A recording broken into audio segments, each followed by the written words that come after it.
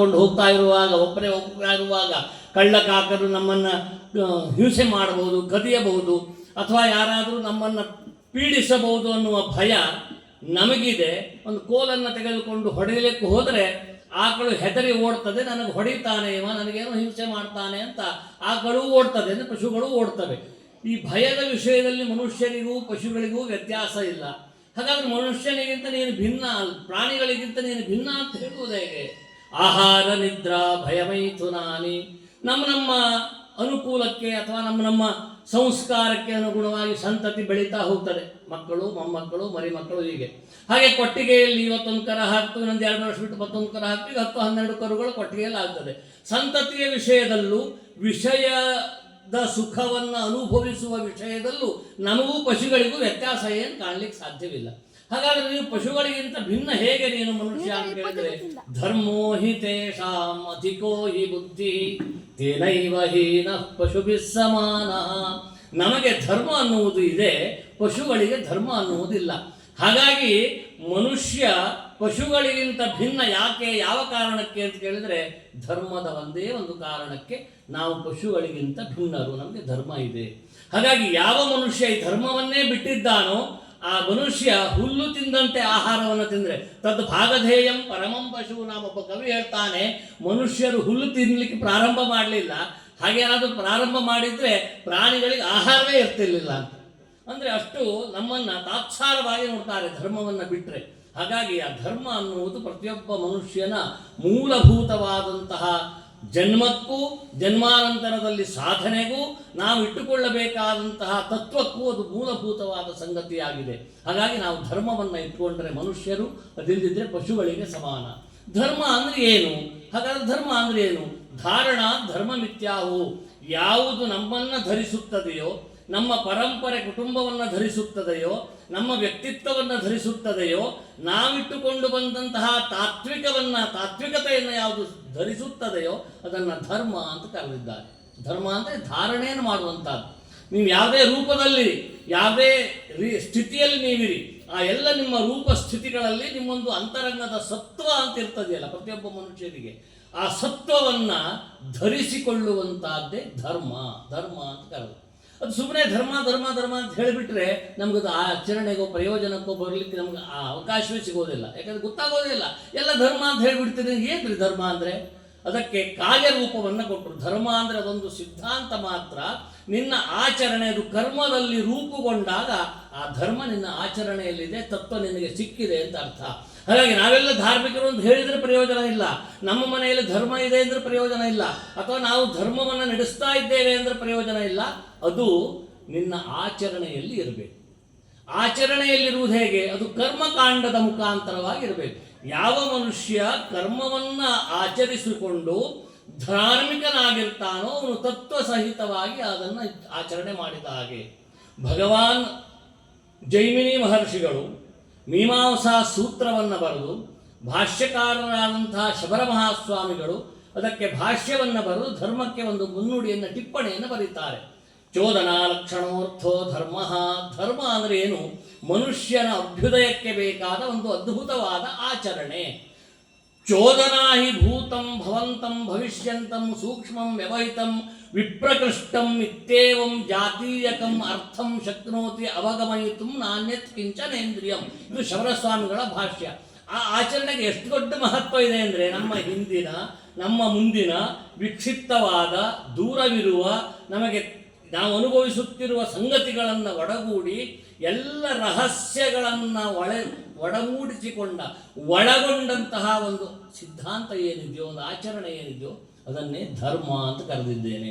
ಅದು ನಿನಗೆ ಇಹಕ್ಕೂ ಕಾರಣವಾಗ್ತದೆ, ಪರಕ್ಕೂ ಕಾರಣವಾಗ್ತದೆ. ಇದು ಸ್ಥೂಲವಾಗಿ ಶಾಸ್ತ್ರ ಪಂಕ್ತಿಯ ಮೇಲೆ ನಾವು ವಿಚಾರ ಮಾಡಿದ ಹಾಗಾಯಿತು. ಲೌಕಿಕವಾಗಿ ನೋಡೋಣ ಈ ಮಾತನ್ನು. ಧರ್ಮ ಅಂದರೆ ಏನು? ಅದು ಆಚರಣೆ, ಒಂದು ಕರ್ಮ ಆಚರಣೆ. ನಾನು ಉಪನ್ಯಾಸ ಮಾಡ್ತಾ ಇದ್ದೇನೆ, ನೀವು ಉಪನ್ಯಾಸವನ್ನು ಕೇಳ್ತಾ ಇದ್ದೇನೆ. ಕೇಳುತ್ತಿರುವ ನಿಮಗೆ ಶಾಂತವಾಗಿ ಕೇಳ್ತಾ ಇದ್ದೇನೆ, ನಾನೇನು ಚೇಷ್ಟೆ ಮಾಡ್ತಾ ಇಲ್ಲ ಅಂತ ನಿಮ್ಮ ಮನಸ್ಸಿನಲ್ಲಿ ನಿಮಗೆ ಅನಿಸಿರ್ಬೋದು. ಶಾಂತವಾಗಿ ಏನೋ ಕೂತ್ಕೊಂಡಿದ್ದೇನೆ, ಅದರಲ್ಲಿ ಸಂದೇಹ ಇಲ್ಲ. ಆದರೆ ನಾನು ಚೇಷ್ಟಾರಹಿತನಾಗಿದ್ದೇನೆ ಅಂತ ತಿಳಿದುಕೊಂಡಿದ್ದಿದ್ರೆ ಅದು ತಪ್ಪು. ಒಂದು ಕ್ಷಣವೂ ಈ ಮನುಷ್ಯ ಚೇಷ್ಟೆ ಇಲ್ಲದೆ ಈ ಲೋಕದಲ್ಲಿ ಬದುಕಲಾರ. ಹಾಗಾಗಿ ಭಗವದ್ಗೀತೆಯಲ್ಲಿ ಶ್ರೀಕೃಷ್ಣ ಹೇಳ್ದ, ನಹಿ ಕಶ್ಚಿತ್ ಕ್ಷಣಮಪಿ ಜಾತು ತಿಷ್ಠತ್ಯ ಕರ್ಮ ಕೃತು. ಕರ್ಮ ಮಾಡದೆ ಈ ಲೋಕದಲ್ಲಿ ಒಂದು ಕ್ಷಣವೂ ಮನುಷ್ಯ ಬದುಕಿರಲಿಕ್ಕೆ ಸಾಧ್ಯವಿಲ್ಲ. ಆ ಕರ್ಮವನ್ನು ಬಿಟ್ಟಿದ್ದಾನೆ ಅಂದರೆ ನಮಗೆ ಶ್ವಾಸ ಇದೆಯೋ ಇಲ್ಲೋ ನೋಡಿ, ಮೂಗಿ ಹತ್ತಿ ಹಿಡಿದು ನೋಡಬೇಕು, ಚೇಷ್ಟೆ ಇಲ್ಲ ಅಂತ. ಅಲ್ಲಿವರೆಗೆ ನಾವು ಅಂದು ಕಾಲೋ ಕೈಯೋ ಇದೇನೇನೋ ಕುಣಿಸ್ತಾ ಇರ್ತೇವೆ, ಹಂಗೆ ಇಂದ್ರಿಯಗಳ ಚೇಷ್ಟೆ ಆಗ್ತಾ ಇರ್ತವೆ, ನಮ್ಗೆ ಗೊತ್ತಿಲ್ಲದೆ ಆಗ್ತಾ ಇರ್ತವೆ. ಅಂದರೆ ಯಾವುದೋ ಒಂದು ಕರ್ಮವನ್ನು ಮಾಡುತ್ತಾನೇ ಇರಬೇಕು ನಾವು.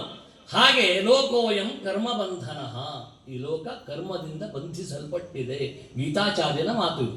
ಹಾಗಾಗಿ ಯಾವ್ಯಾವುದೋ ಕರ್ಮವನ್ನು ಮಾಡುವುದಕ್ಕಿಂತ ಧಾತ್ವರ್ಥತ್ವೇ ಸತಿ ಕ್ರಿಯಾಜನ್ಯ ಫಲಶಾಲಿತ್ವಂ ಕರ್ಮತ್ವಂ.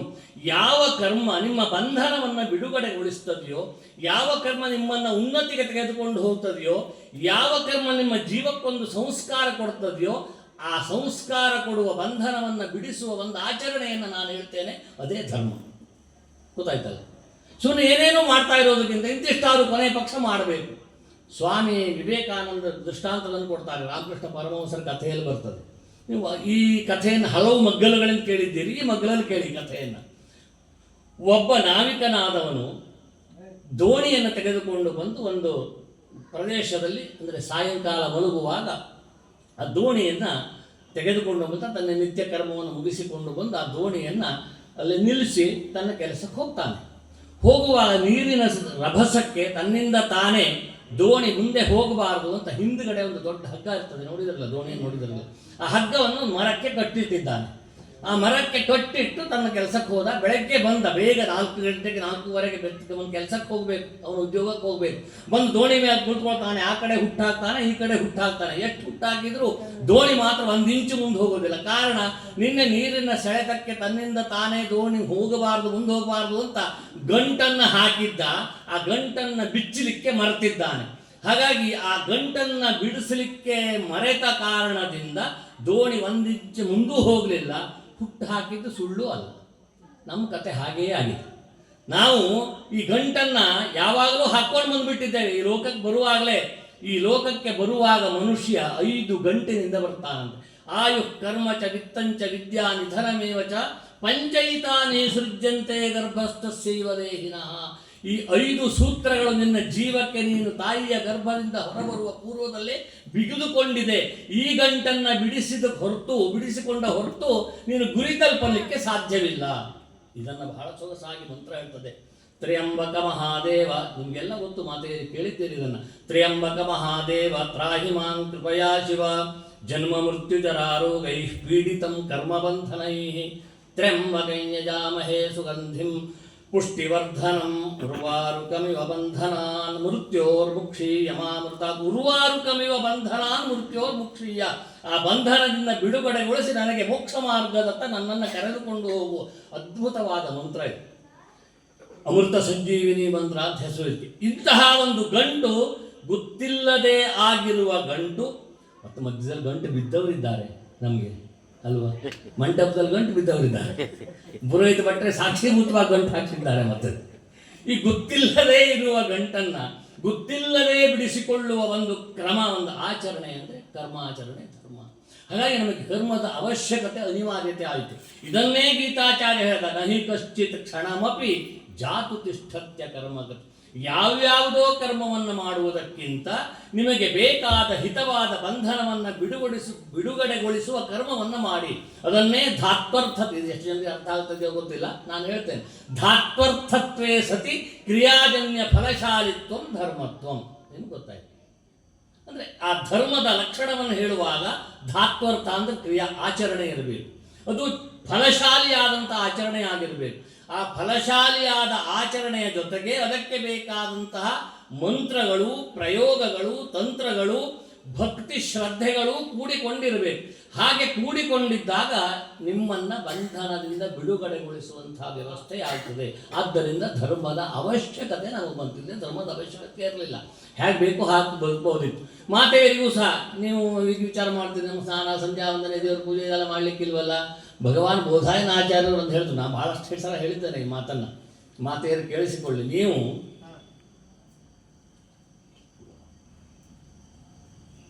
ವಿಶೇಷವಾದಂತಹ ಅನುಷ್ಠಾನ ಅದು ಮಾಡಬೇಕಾಗಿಯೇ ಇಲ್ಲ. ಒಬ್ಬ ಗೃಹಸ್ಥನಾದವನು ದೇವರ ಪೂಜೆಯಿಂದ ಯಾವ ಫಲವನ್ನು ಪಡೆಯುತ್ತಾನೋ, ಒಬ್ಬ ಗೃಹಸ್ಥನಾದವನು ನಿತ್ಯ ವೈಶ್ವದೇವಾಂತವಾದಂತಹ ಅನುಷ್ಠಾನದಿಂದ ಯಾವ ಫಲವನ್ನು ಪಡೆಯುತ್ತಾನೋ, ಯಾವ ಬಂಧನದಿಂದ ಬಿಡುಗಡೆಗೊಳಿಸಿಕೊಳ್ಳುತ್ತಾನೋ, ಒಬ್ಬಳು ಮಾತೆಯಾದವಳು ಗೃಹ ಕೈಂಕರ್ಯವನ್ನು ಮಾಡಿದಷ್ಟು ಪಡೀತಾಳೆ ಅನ್ನೋದು ಧರ್ಮ ಸೂತ್ರ, ಬೋಧಾಯನ ಧರ್ಮಸೂತ್ರದ ವಾಕ್ಯ. ಹಾಗಾಗಿ ಬೆಳಗ್ಗೆ ಎದ್ದ ತಕ್ಷಣ ಸ್ನಾನ ಮಾಡಿ, ಯಜಮಾನರಿಗೆ ಬೇಕಾದ ಮಡಿ ನೀರು ತಂದು ಕೊಟ್ಟು, ಹೂ ಕೊಯ್ದು, ಗಂಧ ಕೈದು, ವೈಶ್ವದೇವಕ್ಕೆ ಬೇಕಾದ ಅಗ್ನಿಯನ್ನು ಸಿದ್ಧಪಡಿಸಿಕೊಟ್ರೆ ಒಂದು ವ್ರತಕ್ಕೆ ಸಮಾನ ನಿಮಗೆ ಅಂತ. ಹೆಂಗಕ್ಕೆಲ್ಲ ಈ ಪುರುಷೋದಿಲ್ಲರ ನಿಮ್ಗೆ ಎಂತ ಮಾಡ್ಕೊಳ್ಳಿ ಅಂದ್ರೆ ಗೊತ್ತು, ಅಲ್ಲಿಗೆ ಧರ್ಮಲೋಪ ಆಯಿತು ಅಂತ ಅರ್ಥ. ಹಾಗಾಗಿ ವಾಸ್ತವಿಕವಾಗಿ ನಮ್ಮ ಹಿರಿಯರು ಚಿಂತನೆ ಮಾಡುವಾಗ ಫಲ ಯಾರ್ಯಾರಿಗೆ ಎಲ್ಲೆಲ್ಲಿ ತಲುಪ್ತದೆ ಅನ್ನುವುದನ್ನು ಸ್ಪಷ್ಟವಾಗಿ ನಿರ್ವಚನ ಮಾಡ್ತಾರೆ. ಹಾಗಾಗಿ ಅಂತಹ ಒಂದು ಆಚರಣೆ ಉಂಟಲ್ಲ, ಆಚರಣೆ ನಮ್ಮ ಶ್ರೇಯೋಭಿವೃದ್ಧಿಗೆ, ನಮ್ಮ ಬಂಧನದ ಬಿಡುಗಡೆಗೆ ಕಾರಣವಾಗ್ತದೆ. ಅದರಲ್ಲಿ 3 ಪ್ರಧಾನವಾದ ವಿಭಾಗಗಳು: ಒಂದು ನಿತ್ಯ ಕರ್ಮ, ಮತ್ತೊಂದು ನೈಮಿತ್ತಿಕ ಕರ್ಮ, ಮತ್ತೊಂದು ಕಾಮ್ಯ ಕರ್ಮ. ಇದು ಪ್ರಾಯಶ್ಚಿತ್ತ ಸಂಸ್ಕಾರ ಬೆಳೆಸ್ಕೊಂಡು ಹೋಗ್ತಾರೆ. ಇದು ಪ್ರಧಾನವಾಗಿ 3 ಕರ್ಮಗಳು. ಈ 3 ಕರ್ಮಗಳನ್ನೇ ಧರ್ಮ ಅಂತ ನಮ್ಮ ಪರಂಪರೆ ಸ್ವೀಕರಿಸಿಕೊಂಡು ಬಂದಿದೆ. ನಿತ್ಯ ಕರ್ಮ ಅಂದರೆ ಪ್ರತಿನಿತ್ಯ ಸ್ನಾನ ಸಂಧ್ಯಾವಂದನೆ ಮಾಡಿ, ಗಾಯತ್ರಿ ಮಂತ್ರ ಜಪವನ್ನು ಮಾಡಿ, ದೇವರ ಪೂಜೆಯನ್ನು ಮಾಡಿ, ವೈಶ್ವದೇವವನ್ನು ಮಾಡಿ, ಅತಿಥಿ ಸತ್ಕಾರವನ್ನು ಮಾಡಿ, ಊಟವನ್ನು ಮಾಡುವುದಕ್ಕೆ ನಿತ್ಯ ಕರ್ಮ ಅಂತ ಹೆಸರು. ಒಬ್ಬ ಗೃಹಸ್ಥನಿಗೆ 6 ರೀತಿಯಾದದ್ದು: ಸಂಧ್ಯಾ, ಸ್ನಾನಂ, ಜಪೋ, ಹೋಮ, ದೇವತಾನಾಂಚ ಪೂಜನಂ, ಆತಿಥ್ಯಂ, ವೈಶ್ವದೇವಂಚ, ಷಟ್ಕರ್ಮಾಣಿ ದಿನೇ ದಿನೇ. ಈ 6 ಕರ್ಮವನ್ನು ಪ್ರತಿಯೊಬ್ಬ ಗೃಹಸ್ಥನು ತನ್ನ ಮನೆಯಲ್ಲಿ ಮಾಡಬೇಕು. ಸ್ನಾನ ಮಾಡಬೇಕು, ಸಂಧ್ಯಾವಂದನೆ ಮಾಡಬೇಕು, ವಿವರಣೆಯನ್ನು ಅಂದಿಸ್ಕೊಡುವ, ದೇವರ ಪೂಜೆಯನ್ನು ಮಾಡಬೇಕು, ಆಮೇಲೆ ವೈಶ್ವದೇವ ಸಾಧ್ಯ ಆಗದಿದ್ದರೆ ಮಂತ್ರ ಪಠನವನ್ನು ಮಾಡಬೇಕು, ಅತಿಥಿ ಸತ್ಕಾರವನ್ನು ಮಾಡಬೇಕು. ಒಬ್ಬ ಗೃಹಸ್ಥನ ನಿತ್ಯ ಕರ್ಮ ಇದೆ. ನೈಮಿತ್ತಿಕ ಕರ್ಮ ಅಂದರೆ ಗ್ರಹಣ ಕಾಲದಲ್ಲಿ, ಒಂದು ಗ್ರಹಣ ಬಂದಾಗ, ಮನೆ ಬಂದಿತ್ತಲ್ಲ ಸೂರ್ಯಗ್ರಹಣ, ಚಂದ್ರಗ್ರಹಣ, ಆ ಗ್ರಹಣ ಕಾಲದಲ್ಲಿ ಯಾವುದೇ ನಿಮಿತ್ತಗಳಿದ್ದಾಗ ಆ ಸಂಬಂಧಪಟ್ಟ ದೇವತೆಗಳನ್ನು ಆರಾಧನೆ ಮಾಡುವುದು. ಇಲ್ಲಿ ಗ್ರಹಣ ಕಾಲದಲ್ಲಿ ವಿಶೇಷವನ್ನು ಹೇಳ್ತಾರೆ. ಒಬ್ಬ ಗೃಹಸ್ಥನಾದವನು, ಒಬ್ಬ ಉಪನಯನವನ್ನು ಹೊಂದಿದವನು, ಒಬ್ಬಳು ಮಾತೆಯಾದವಳು, ಅವರೆಲ್ಲರೂ ಸಹ ಕಿಂಚಿತ್ ಪುಣ್ಯವನ್ನು ಸಂಗ್ರಹ ಮಾಡಿದರೂ ಅದು ಅಭೂತಪೂರ್ವವಾದಂತಹ ಫಲವನ್ನು ಕೊಡುತ್ತದೆ. 2 ಕಾಲ ಬಹಳ ವಿಶೇಷವಾದ. ಒಂದು ತಂದೆ ತಾಯಿಗಳ ಮರಣ ಸಮೀಪಿಸ್ತಾ ಇದೆ ಅನ್ನುವ ಕಾಲಕ್ಕೆ ಆತುರ ಕಾಲ ಅಂತ ಹೆಸರು. ಇನ್ನೊಂದು ಗ್ರಹಣ ಕಾಲ, ಉಪರಾಗ ಕಾಲ ಅಂತ ಹೆಸರು. ಅದಕ್ಕೆ ಒಂದು ಆತುರ ಕಾಲ, ಇನ್ನೊಂದು ಉಪರಾಗ ಕಾಲ.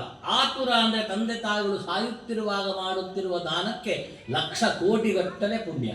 ಹಾಗೆ ಒಬ್ಬ ಗ್ರಹಣದಲ್ಲಿ ಅಂದರೆ ನಾನು ಹೇಳಿದಲ್ಲ, ಆತುರ ಕಾಲ, ಮತ್ತೊಂದು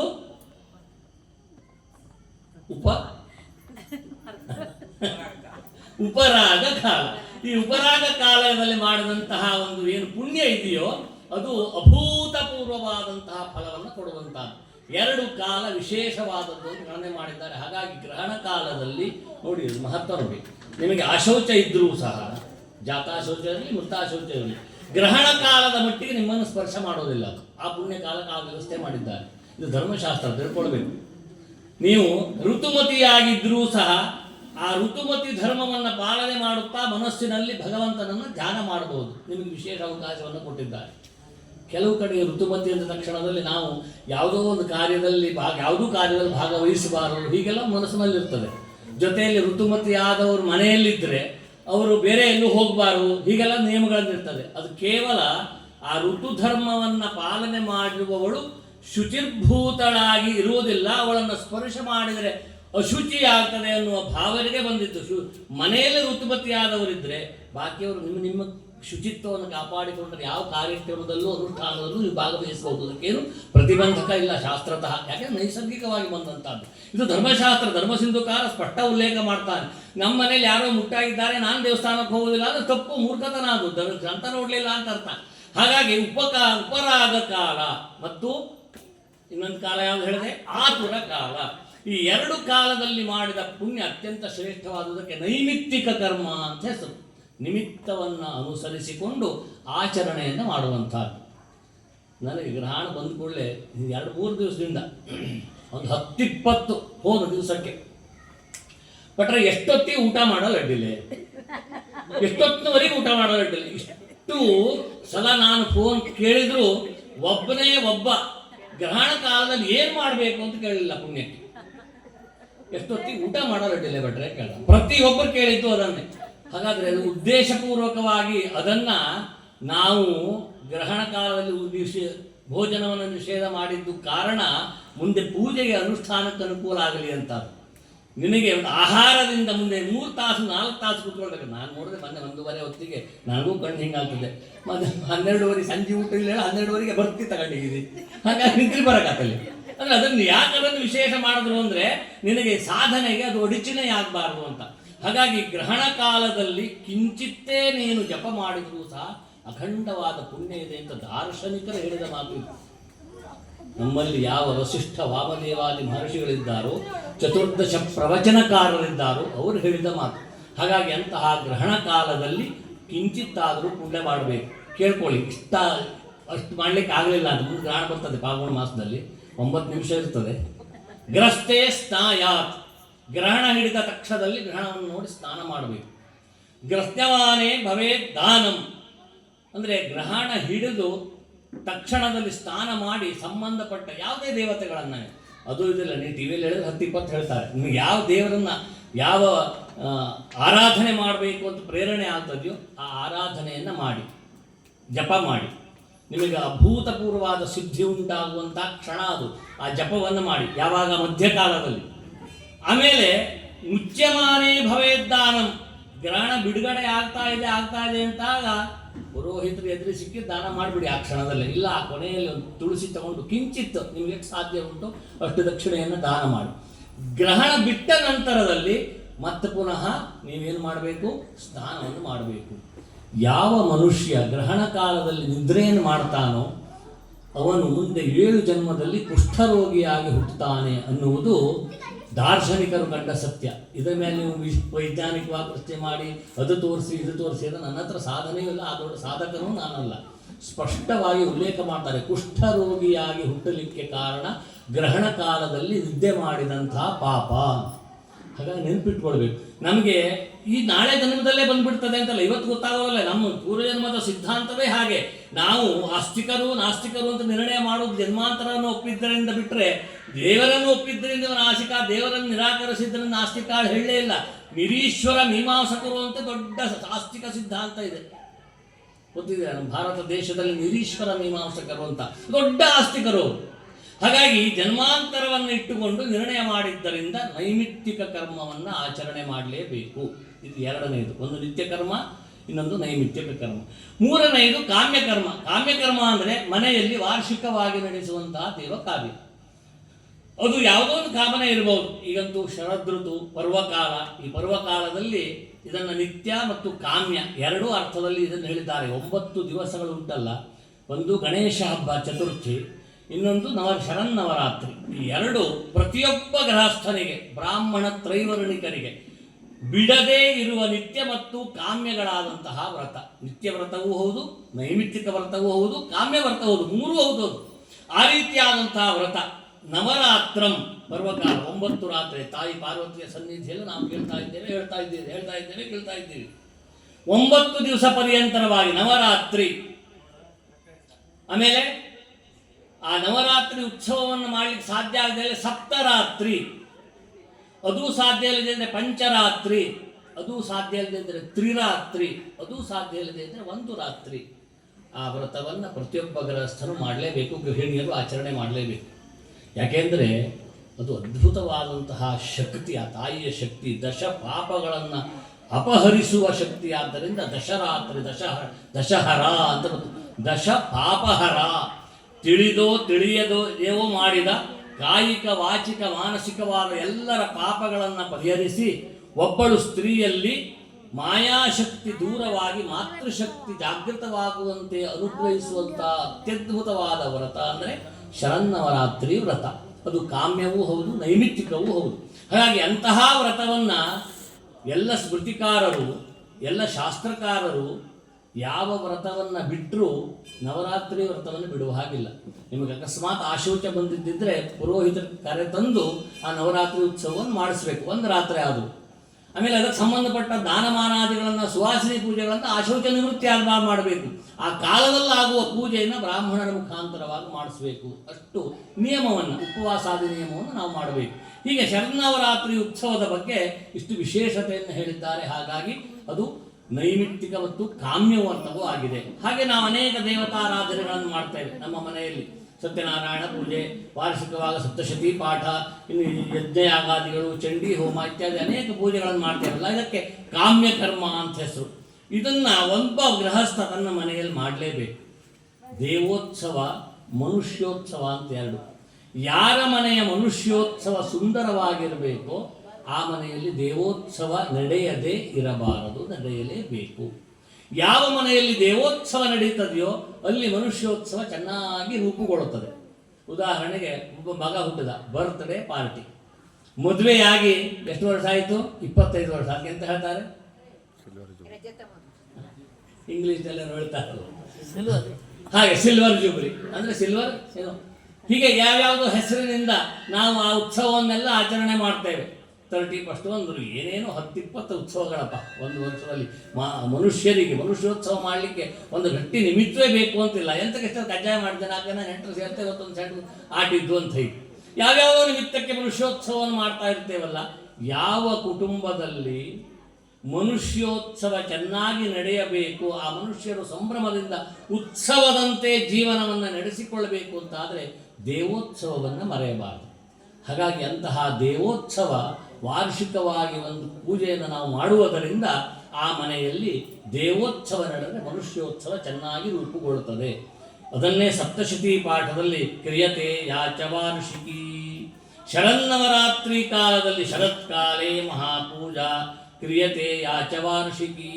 ಶರತ್ಕಾಲದಲ್ಲಿ ಒಂದು ಕುಟುಂಬದಲ್ಲಿ ತಾಯಿಯ ಆರಾಧನೆಯನ್ನು ಮಾಡಿ ವಾರ್ಷಿಕೋತ್ಸವ ಅಂತ ನೀವು ಮಾಡಿಕೊಂಡ್ರೆ ಇಡೀ ವರ್ಷ ನಿಮ್ಮ ಮನುಷ್ಯೋತ್ಸವ ಸುಂದರವಾಗಿರ್ತದೆ. ನಂಬಿಸ್ಲಿಕ್ಕೆ ಹೇಳಿದ್ದಲ್ಲ ನಾನು ಈ ಮಾತನ್ನು. ಮತ್ತೆ ಇದು ಶಾಸ್ತ್ರ ನಿರ್ವಚನ. ಹಾಗಾಗಿ ಅಂತಹ ಶಾಸ್ತ್ರ ನಿರ್ವಚನದಿಂದ ಕೂಡಿದ ಆಚರಣೆಯನ್ನು, ದೇವ ಉತ್ಸವವನ್ನು ಕಾಮ್ಯಕರ್ಮ ಅನ್ನುವುದಾಗಿಟ್ಟುಕೊಂಡು ನಾವು ಅದನ್ನು ಆಚರಣೆ ಮಾಡಬೇಕು. ಹೀಗೆ ಆಚರಣೆ ಮಾಡುವುದರಿಂದ ಈ ಧರ್ಮದ ಸ್ವರೂಪ ಕರ್ಮದಲ್ಲಿ ಆಚರಣೆಯಾಗಿ ಬಂತು. ನಿತ್ಯ ಕರ್ಮ, ನೈಮಿತ್ತಿಕ ಕರ್ಮ, ಕಾಮ್ಯಕರ್ಮ ಇದು ನಮಗೆ ತೀರಾ ಅವಶ್ಯವಾದದ್ದು. ಇವತ್ತಿನ ಸಮಾಜದಲ್ಲಿ ನಾವು ಗಮನಿಸಬೇಕಾದದ್ದು, ಪ್ರತಿಯೊಬ್ಬ ಮನುಷ್ಯನೂ ಗಮನಿಸಬೇಕಾದದ್ದು ಬಹುಶಃವನ್ನು, ನಾವು ದರ್ಶನಕ್ಕೆ ಹೊರಟವರು, ಪ್ರದರ್ಶನಕ್ಕೆ ಹೊರಟವರಲ್ಲ. ನೆನಪಿಟ್ಕೊಳ್ಳಿ, ನಮ್ಮೆಲ್ಲರ ಲಕ್ಷ್ಯ ಪ್ರದರ್ಶನದ ಕಡೆ ಹೋಗ್ತಾ ಇದೆ, ದರ್ಶನದ ಕಡೆ ಬರ್ತಾ ಇಲ್ಲ. ದೃಶ್ಯತೆ ಅನೇನ ಪರಮಾರ್ಥ ಇತಿ ದರ್ಶನಂ. ನಾವು ಪರಮಾತ್ಮ ದರ್ಶನಕ್ಕೆ ಹೊರಟವರು, ಪ್ರದರ್ಶನಕ್ಕೆ ಹೊರಟವರಲ್ಲ. ದರ್ಶನಕ್ಕೆ ಹೊರಟವನಿಗೆ ಏನು ಬೇಕು ಅಂದರೆ ಧರ್ಮ ಬೇಕು, ಸಂಸ್ಕಾರ ಬೇಕು, ಆಚರಣೆ ಬೇಕು. ಪ್ರದರ್ಶನಕ್ಕೆ ಹೊರಟವನಿಗೆ ಒಂದಿಷ್ಟು ಆಡಂಬರ ಸಾಕು. ಎಲ್ಲ ಪ್ರದರ್ಶನ ಆಗಿ ತನ್ನಿಂದ ತಾನೇ ಪ್ರದರ್ಶನವಾಗಿ ಬದಲಾವಣೆಯನ್ನು ಹೋಗ್ತಾ ಇದೆ. ಈಗ ಒಂದು 20 ವರ್ಷದ ಹಿಂದೆ ನಾವೇನು ಕಾಣ್ತೇವೋ ಅದರ ಸ್ವರೂಪವನ್ನೇ ನಾವು ಕಾಣಲಿಕ್ಕೆ ಸಾಧ್ಯ ಇಲ್ಲ ಈಗ. ಹಾಗೇಳಿ ಧರ್ಮ ಕಾರ್ಯಗಳು ಭಾಳ ಹೆಚ್ಚಾಗ್ತದೆ, ಬಹಳ ವಿಶೇಷವಾಗಿ ನಡೀತದೆ. ನಮಗೊಂದು ಭ್ರಮೆ, ಅಲ್ಲಿ ಧರ್ಮ ಆಗ್ತದೆ, ಇಲ್ಲಿ ಜನ ಸೇರಿದ್ರು, ಅಲ್ಲಿ ಮಂಗಳಾರತಿ ಮಾಡಿದ್ರು, ಇಲ್ಲಿ ಕೂದ್ರು, ಇಲ್ಲಿ ಕಬ್ಬರಿದ್ರು. ಯಾವುದೂ ಅದು ದರ್ಶನಕ್ಕೆ ಹೊರಟಿದ್ದೇ ಅಲ್ಲ, ಎಲ್ಲ ಪ್ರದರ್ಶನಕ್ಕೆ ಹೊರಟಿದ್ದು. ನಾವು ಗಟ್ಟಿಯಾಗಿ ನೆನಪಿಟ್ಕೊಳ್ಬೇಕು. ನಮ್ಮ ಧರ್ಮ ಹೇಳಿದ್ದು, ನಮ್ಮ ಶಾಸ್ತ್ರ ಹೇಳಿದ್ದು ದರ್ಶನ. ಯಾಕೆಂದರೆ ಮಾಯಾ ಪ್ರಪಂಚದಲ್ಲಿದ್ದೇವೆ ನಾವು. ಮಾಕುರು ಧನ ಜನ ಯೌವನ ಗರ್ವಂ ಹರತಿ ನಿಮೇಷಾತ್ ಕಾಲ ಸರ್ವಂ ಮಾಯಾಮಯಮಿದಮಖಿಲಂ ಹಿತ್ವಾ ಬ್ರಹ್ಮಪದಂ ತ್ವಂ ಪ್ರವಿಶ ವಿದಿತ್ವಾ ಭಜ ಗೋವಿಂದಂ ಭಜ ಗೋವಿಂದಂ ಗೋವಿಂದಂ ಭಜ ಮೂಢಮತೆ. ಯಾವಜ್ಜೀವೋ ನಿವಸತಿ ದೇಹೇ ಕುಶಲಂ ತಾವತ್ ಪೃಚ್ಛತಿ ಗೇಹೇ ಗತವತಿ ವಾಯೌ ದೇಹಾಪಾಯೇ ಭಾರ್ಯಾ ಬಿಭ್ಯತಿ ತಸ್ಮಿನ್ ಕಾಯೇ. ಎಂಥ ಪ್ರಯೋಗ ಮಾಡಿದರು ಆಚಾರ್ಯರು. ಭಾರ್ಯಾಹ ಅಂದರೆ ಹೆಂಡತಿ, ಮಕ್ಕಳು, ಬಿಭ್ಯತಿ ಹೆದರುತ್ತಾರೆ, ತಸ್ಮಿನ್ ಕಾಯೇ ಕೆಲವು ಕ್ಷಣಗಳ ಹಿಂದೆ ಓಡಿ ಬಂದು ಆಲಿಂಗಿಸಿ ಮುದ್ದಿಸಿದಂತಹ ನಿನ್ನ ಹೆಂಡತಿ ನಿನ್ನ ಶರೀರದಲ್ಲಿ ಜೀವ ಇಲ್ಲದೆ ಇದ್ದರೆ ತಾನೂ ಬರೋದಿಲ್ಲ, ಬರುವವರನ್ನು ಬಿಡುವುದಿಲ್ಲ. ತಮ್ಮ ಅಂಚಿತ ಬರದ ಶವ ಅದು ದೂರ ನಿಂತ್ಕೊಳ್ರ. ಇಷ್ಟೊತ್ತುವರೆಗೆ ಎಂತಾಗಿತ್ತು ಅದು? ಏನು ಗಂಡಾಗಿದ್ದ, ಪ್ರೀತಿ ಗಂಡಾಗಿದ್ದ. ಎಷ್ಟಕ್ಕೊಂದು ಕ್ಷಣದಲ್ಲಿ ಶರೀರದ ಒಳಗೆ ಜೀವ ಇಲ್ಲದೆ ಇದ್ದರೆ ಯಾರೂ ನಿನ್ನ ಹತ್ರಕ್ಕೆ ಬರೋದಿಲ್ಲ. ಮಾಯಾ ಪ್ರಪಂಚದಲ್ಲಿ ನಾವು ಸಿಲುಕು ಹಾಕಿಕೊಂಡವರು. ಹಾಗಾಗಿ ನೆನಪಿಟ್ಕೊಳ್ಳಿ, ನಿನಗೆ ಹೆಂಡತಿ, ಮಕ್ಕಳು, ಕುಟುಂಬ, ಪರಿವಾರ ಇದೆಲ್ಲ ಯಾವಾಗ ನಿನ್ನ ಕೈಯಲ್ಲಿ ಸೊತ್ತು ಇದ್ದಾಗ, ನಿನ್ನ ಶರೀರದಲ್ಲಿ ಸತ್ವ ಇದ್ದಾಗ. ಈ ಶರೀರದಿಂದ ಜೀವ ಹೋಯಿತು ಅಂದ್ರೆ ಯಾರು ಕಾಂತಾಚ ನಾಲಿಂಗತೆ ಭರ್ತೃಹರಿ ಭೃತ್ಯ ಕುಪ್ಯತಿ. ಆಳು ಸಿಟ್ಟು ಮಾಡ್ತಾನಂತ, ದುಡ್ಡು ಕೊಳ್ಳಿಲ್ಲ ಸಿಟ್ಟು ಮಾಡ್ತಾ ಇರ್ತಾನೆ. ಪುತ್ರ ಏನು ಮಾಡ್ತಾನೆ ಅಂದ್ರೆ ಪುತ್ರಾನ ನ ಸಂಭಾಷತೆ, ಮಗ ಮಾತನೇ ಆಡೋದಿಲ್ಲ ಅಂತ. ಅಪ್ಪನ ದುಡ್ಡಿಲ್ಲ ಅವನ ತಕ್ಕ ಮಾತಾಡೋದು. ತಾಯಿ ಉಣಬಡಿಸುವುದಿಲ್ವಂತೆ. ಹಾಗೆ ದ್ರವ್ಯೇಣ ಸರ್ವೇ ಯಶಾಹ, ದ್ರವ್ಯೇಣ ಸರ್ವೇ ವಶಾಹ. ಭರ್ತೃಹರಿ ಅಂತ ಮಾತಾಡಿದವರು. ಹಾಗಾಗಿ ಇದನ್ನೆಲ್ಲ ನಾವು ನೆನಪಿಟ್ಕೊಳ್ಳದೆ ಹೋದ್ರೆ ಆ ಪ್ರದರ್ಶನ ಅನ್ನುವುದು ನಮ್ಮ ಮನಸ್ಸಿಗೆ ಬಂದು ಕುಂತು ಬಿಟ್ರೆ ದರ್ಶನ ಅನ್ನುವುದು ಯಾಕಡೆ